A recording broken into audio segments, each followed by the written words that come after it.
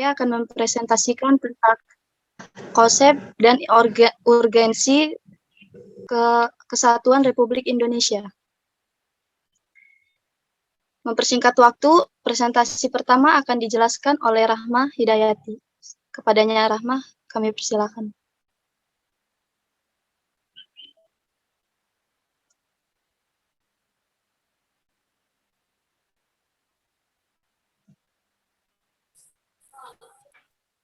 Konsep Negara Kesatuan Republik Indonesia. Menurut J.F. Strong, konsep negara kesatuan atau unitarisme adalah struktur negara yang kekuasaan dan wewenang legislatif tertingginya berada dalam suatu organisasi legislatif nasional dan kekuasaan negara dipusatkan pada pemerintahan pusat.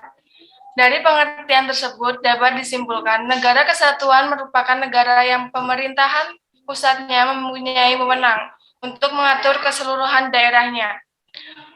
Urgensi Negara Kesatuan Republik Indonesia. Memahami urgensi Pancasila sebagai dasar negara bisa mengenakan kedua pendekatan, yaitu pendekatan institusional dan pendekatan sumber daya manusia. Pendekatan institusional adalah pembentuk dan penyelenggaraan negara yang berdasarkan pada nilai-nilai Pancasila sehingga negara Indonesia dapat mewujudkan tujuan negara atau terpenuhinya kepentingan nasional.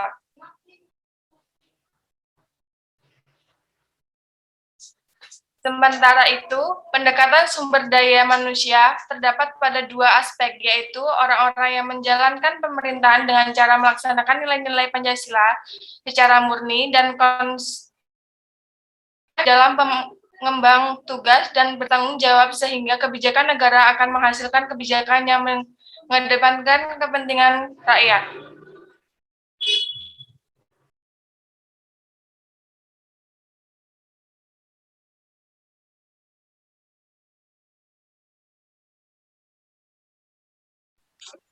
Di sini saya ingin melanjutkan presentasi dari Rahma Hidayat. Radikalisme dan terorisme. Indonesia target radikalisme dan terorisme. 1. Keragaman paham dan keyakinan beragama. 2. Banyak gerakan radikal. 3. Kepulangan WNI dari Suriah ke Indonesia yang memicu persebaran benih radikalisme dan terorisme. 4. Kesenjangan nasional dan ekonomi. 5. Kualitas SDM banyak yang masih rendah. Terorisme masih menjadi ancaman serius baik terhadap toleransi dan kerukunan bangsa. Terorisme adalah suatu tindakan yang memiliki tujuan politik, hukum, sosial, maupun ekonomi dengan menggunakan tekanan, ancaman, intimidasi, atau kekerasan terhadap masyarakat, suatu wilayah, atau suatu negara tertentu sehingga pembenaran untuk mencapai tujuannya.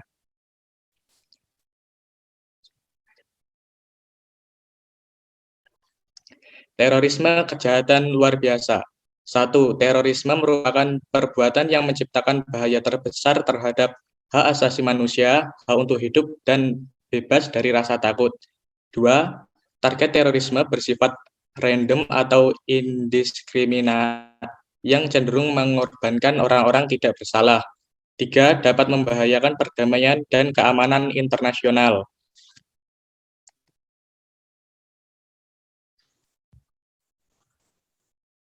Selanjutnya, saya akan menyampaikan materi selanjutnya. Selanjutnya, media penyebaran paham radikalisme. Beberapa alternatif media penyebaran paham radikalisme antara lain, yang pertama pendekatan personal, yang kedua forum diskusi, yang ketiga media publikasi, dan yang terakhir internet. Sedangkan isu penyebaran radikalisme melalui doktrin antara lain, pertama ketidakadilan, yang kedua perubahan ekonomi, yang ketiga ancaman internasional, dan yang terakhir pemahaman agama. Ciri-ciri dari radikalisme yang pertama intoleran atau tidak mau menghargai pendapat dan keyakinan orang lain. Yang kedua fanatik atau selalu merasa benar sendiri menganggap orang lain salah. Yang ketiga eksklusif atau membedakan diri dari umat Islam umumnya. Dan yang terakhir revolusioner atau cenderung menggunakan cara-cara kekerasan untuk mencapai tujuan. Faktor-faktor dari radikalisme yang pertama ada faktor internasional, yaitu ketidakadilan global.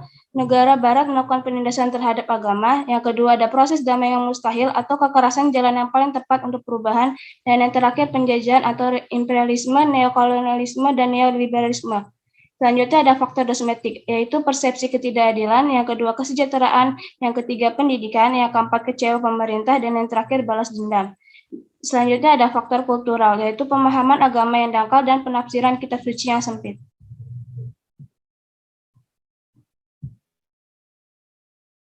Yang terakhir, presentasi akan dijelaskan oleh Joy Junior.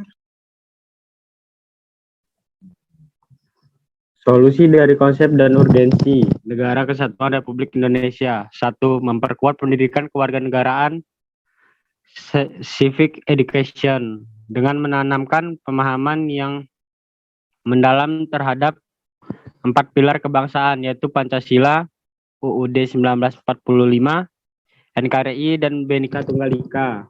2. Mengarahkan para pemuda para beragam aktivitas yang berkualitas baik di bidang akademis, sosial, keagamaan, seni, budaya, maupun olahraga. Sabar. 3. Memberikan pemahaman agama yang damai dan toleran, sehingga pemuda tidak mudah terjebak pada urusan ajaran radikalisme. 4. Memberikan keteladanan kepada pemuda.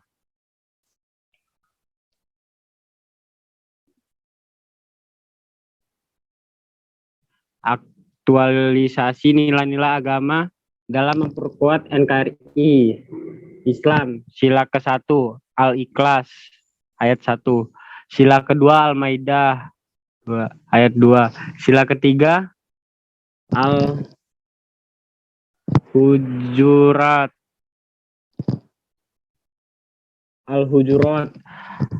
ayat 9, 10, 13. Sila keempat Al-Mujaddah ayat 9 ayat 11. Sila kelima An-Nahl ayat ke-71.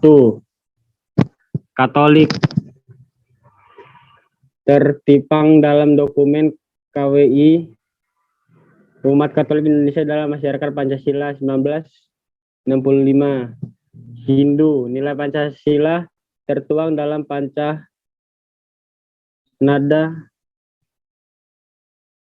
Swam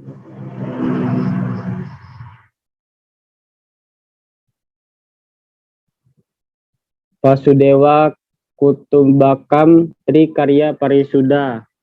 Kristen, sila ke-1 ulangan 6 4 kurang 9. Sila kedua Matius 22 37 40. Sila ketiga Roma 12 11 21.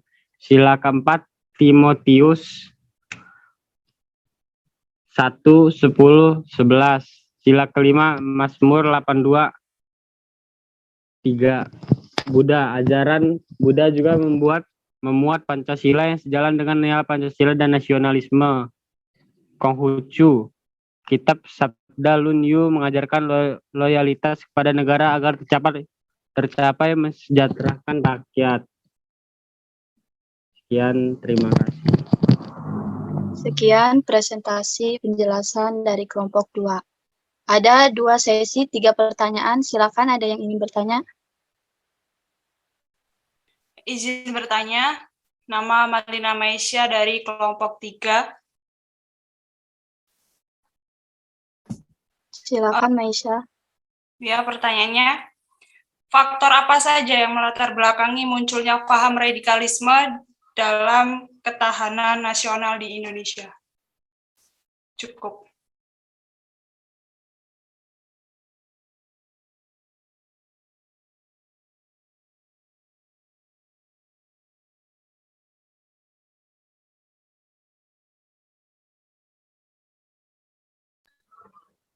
Mungkin bisa ke Kasih. Terima kasih kepada Ani Pratiwi. Lanjut ke pertanyaan ketiga. Izin bertanya. Ya. Saya Bagus Satria Pratama dari kelompok 4. Kenapa radikalisme selalu dikaitkan dengan agama Islam?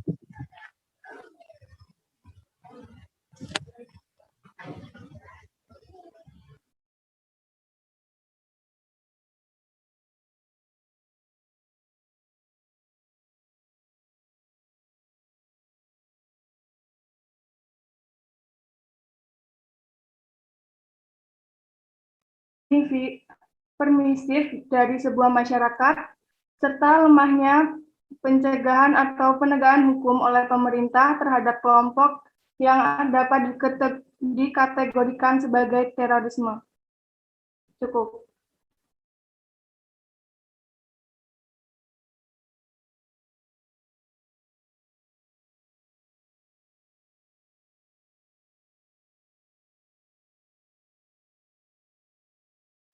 Apakah sudah jelas, Mbak Amalina, jawabannya? Tolong bisa berikan contohnya.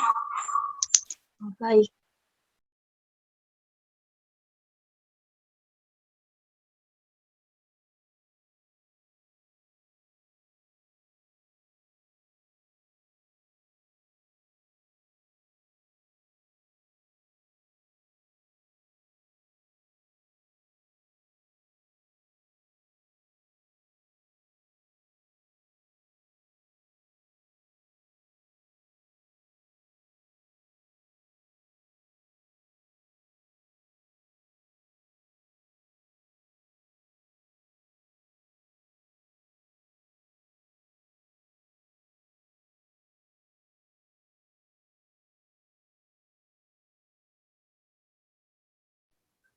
Ayo, bagaimana jawabannya dari kelompok 2? Dipercepat saja. Untuk bentar ya, Malina, untuk contohnya sedang dicari oleh kelompok 2. Izin menjawab punya Tiwi. Kepentingan nasional Indonesia adalah melindungi segenap bangsa Indonesia dan seluruh tumpah darah, memajukan kesejahteraan umum, mencerdaskan kehidupan bangsa, dan ikut melaksanakan ketertiban dunia yang berdasarkan kemerdekaan, perdamaian abadi, dan keadilan sosial. Apakah sudah cukup, Tiwi? Cukup. Terima kasih, Tiwi. Sama-sama. Jadi itu akan lebih baik lagi, itu kan kontekstual itu kelompok 2 ya. Jawabannya itu kontekstual, konseptual. Akan lebih baik lagi itu diberikan contoh sebenarnya. Bagaimana itu negara melindungi segenap bangsa Indonesia itu gimana gitu contohnya. Itu akan lebih baik seperti itu gitu. Ya, jadi dalam menjawab itu ada real contoh realnya gitu. Ya, coba baik, Pak. Ya, Pak. dikonstruk seperti itu pemikirannya. Ya, Pak.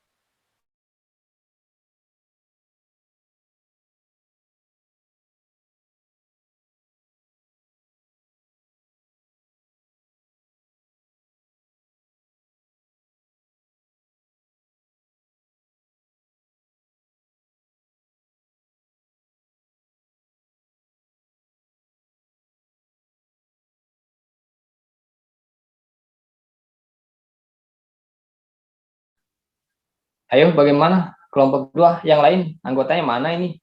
Jangan hanya satu orang saja gitu yang aktif. Ayo, yang lain segera. Dapat jawaban, jawab, dapat jawaban, jawab gitu supaya interaktif. Gitu, ada interaksinya.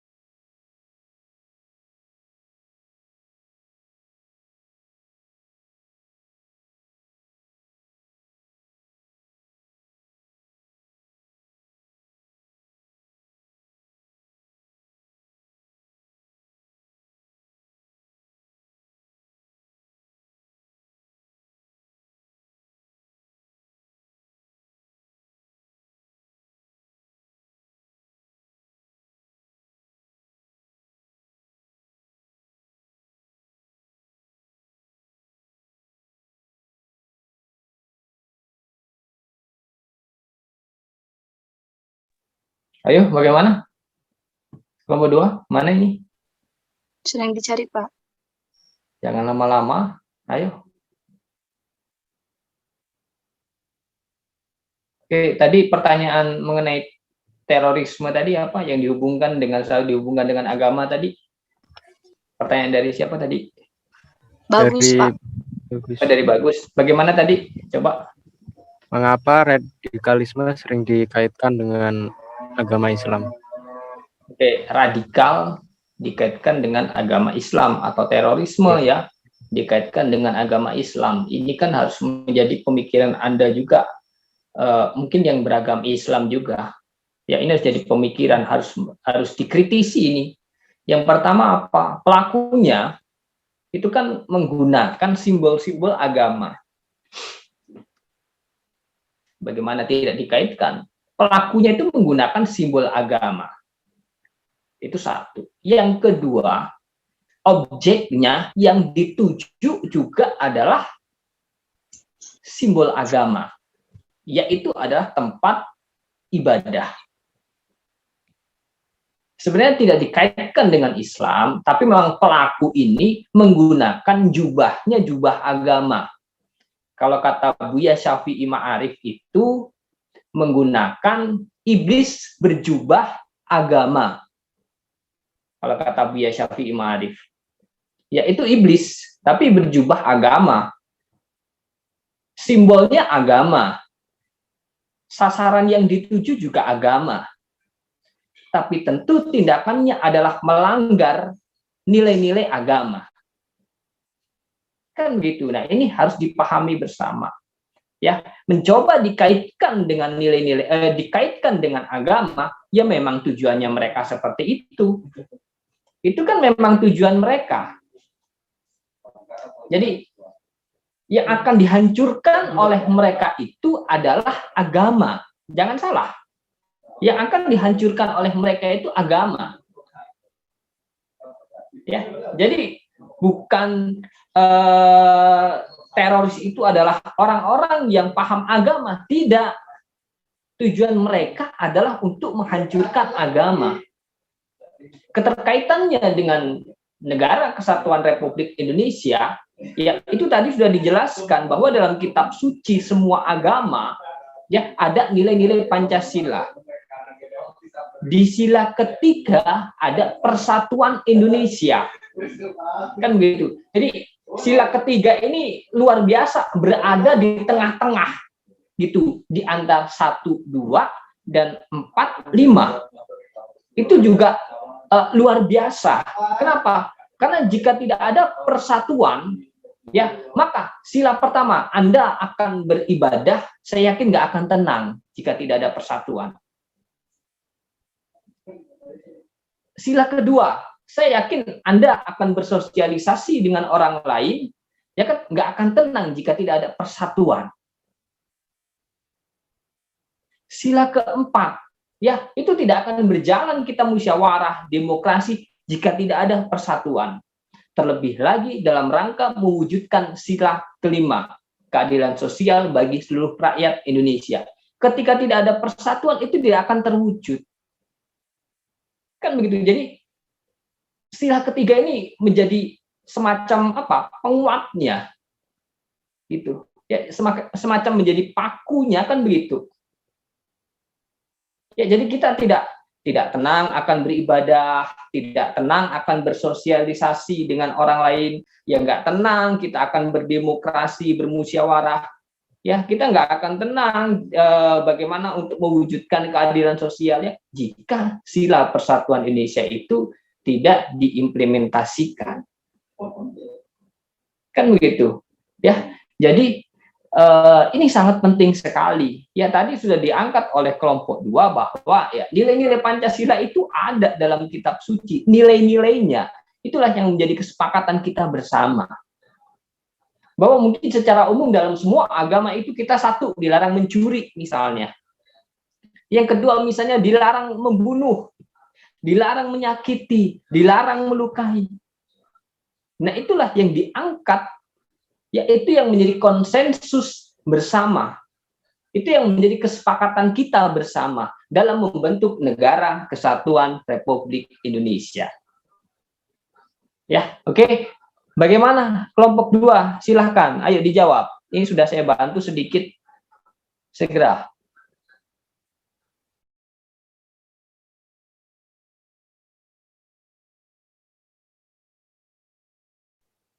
Bagaimana, Ibu Moderator? Ya Pak, jawabannya yaitu perlu ditekankan sebenarnya yang mengaitkan Islam dengan radikalisme adalah buah dari pemikiran orang-orang segelintir saja. Dan bila Anda mencermati, mereka sendiri sumber radikalisme yang sengaja menyusup ke tubuh Islam sebagai agama damai. Banyak organisasi Islam di Indonesia seperti NU, Muhammadiyah, sama sekali tidak berpikirkan kalau Islam itu dikaitkan dengan radikalisme. Mereka malah meluruskan tidak sama sekali ada pihak yang ingin mengkaitkan Islam dan radikalisme adalah satu kesatuan. Fitnah itu hanya dihembuskan oleh para radikalis yang kebetulan beragamakan Islam. Itu untuk pertanyaan, jawaban dari Bagus. Apakah sudah puas, Bagus? Oke, Baik. saya tambahkan sedikit lagi. Ya, harus digarisbawahi dan dipahami bersama bahwa yang salah, Taliban itu belajarnya dari Indonesia, belajarnya dari organisasi masyarakat yang ada di Indonesia, organisasi Islam, NU Muhammadiyah. Taliban belajar dari situ. Ya, itu ada dengan jelas, dokumentasi ada juga. Belajar mereka tentang toleransi, bagaimana Indonesia ini dengan berbagai macam agamanya dan aliran kepercayaannya, tapi bisa hidup rukun. Itu yang ingin diadopsi oleh Taliban, atau mungkin ya secara keseluruhan. Kan begitu, tidak hanya Taliban saja, tapi Taliban belajar itu. Yang kedua, Taliban juga belajar Pancasila di UGM. Ingat, ya belajar juga di situ. Ya, itu banyak gitu referensinya. Ya, jadi harus dipahami bahwa Indonesia itu sebenarnya luar biasa. Kan begitu ya. Tapi karena tadi dikatakan oleh moderator bahwa ada segelintir orang yang coba mengkait-kaitkan itu. Kenapa? Ya tidak dikaitkan karena memang dia menggunakan simbol agama. Dia menggunakan jubah agama. Kan begitu. Tapi tindakannya melanggar nilai-nilai agama. Saya kira itu, moderator. Terima kasih Bapak sudah menambahkan sedikit. Oke, pertanyaan tadi yang lain bagaimana? Ini contoh untuk Tiwi.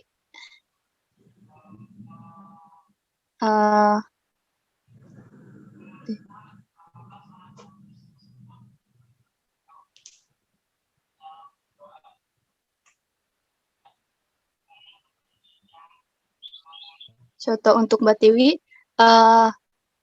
banyaknya krisis yang terjadi di lautan Tiongkok Selatan. LTS menjadi di kawasan sengketa yang melibatkan Tiongkok dan negara-negara ASEAN yang berbatasan langsung dengan kawasan LTS. Indonesia yang juga masuk dalam sengketa tersebut mengambil langkah tegas untuk mempertahankan kedaulatan wilayah Republik Indonesia, yang mengganti nama perairan LTS yang masuk wilayah Indonesia menjadi Laut Natuna Utara pada bulan Juli 2017. Itu untuk contoh jawaban dari Mbak Tiwi. Baik, terima kasih. Iya, sama-sama.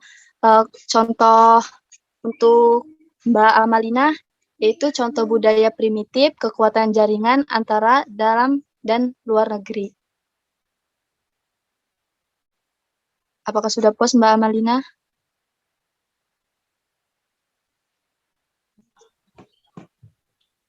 Bukan sudah puas, sudah paham belum gitu? Sudah paham.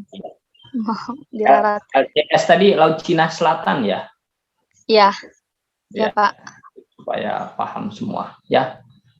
Oke, bagaimana? Kalau sudah cukup, ditutup saja Ibu Moderator. Monggo Bu Moderator. Oke. Cukup sekian presentasi dari kelompok 2. Mohon maaf bila ada kata yang salah. Wabillahi taufiq walhidayah. Wassalamualaikum warahmatullahi wabarakatuh. Waalaikumsalam warahmatullahi wabarakatuh. Oke, sedikit saja dari saya ya, bahwa hari ini akan ada kuis 1. Ya, kuis 1 ini nanti akan ada linknya itu di LMS. Jadi Anda semua setelah ini silahkan fokus di LMS. sesuai dengan jadwal perkuliahan. Kita akan selesai tetap pukul 11.40. Ya, saya ulangi, kita akan selesai tetap pukul 11.40. Jadi tetap kita akan combine antara Zoom dengan LMS. Dan nanti akan ada link quizzes. Ya, jadi kita belajarnya itu tidak hanya satu platform, tapi langsung beberapa platform sekaligus. Ya, saya ulangi, kita akan tetap sampai dengan pukul 11.40 dan hari ini ada kuis 1 di LMS.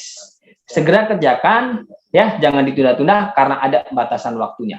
Saya kira cukup dari saya. Untuk via Zoom-nya saya akhiri. Wabillahi taufiq wal hidayah. Wassalamualaikum warahmatullahi wabarakatuh. Selamat siang semua.